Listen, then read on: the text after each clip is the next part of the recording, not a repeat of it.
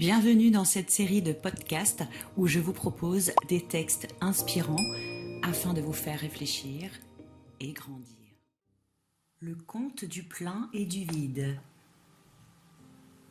Il était une fois une femme qui avait découvert, il y avait de cela très longtemps, que tout au fond d'elle, il y avait un immense vide, un énorme vide, entièrement rempli de solitude.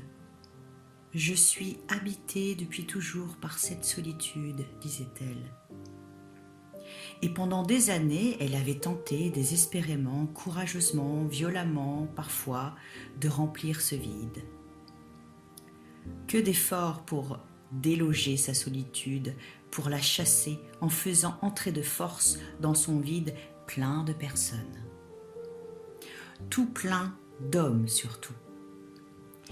Plein d'activités et aussi plein de choses à faire, toujours plus de choses à faire. Ceux qui la voyaient de l'extérieur croyaient voir une femme forte, une femme solide, plein de dynamisme. Ils voyaient, eux, quelqu'un de sûr, de résistant, qui savait s'affirmer. Ils n'hésitaient pas à s'appuyer sur elle, à demander des services à cette femme forte et pleine de ressources. Mais personne ne voyait le trou immense, rempli de solitude qui occupait tout l'intérieur de cette femme.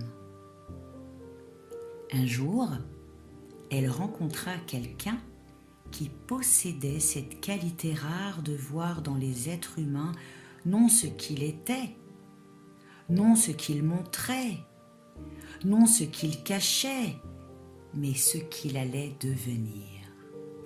Il voyait en eux ce qui n'était pas éveillé et qui allait se réveiller, ce qui n'était pas né et qui allait naître.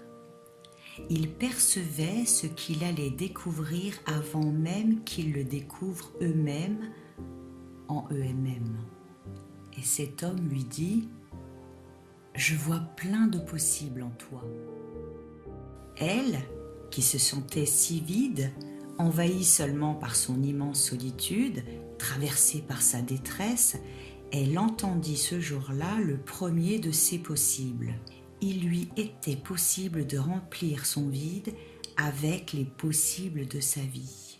Ainsi se termine le conte de la femme qui croyait combler le vide de son existence par plein de rencontres et d'activités.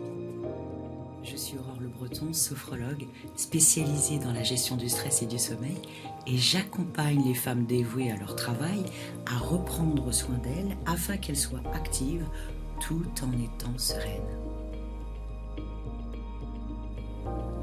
Donc maintenant, il ne te reste plus qu'une chose à faire. Si ce podcast t'a plu, aime, commente, partage, agis. À très bientôt.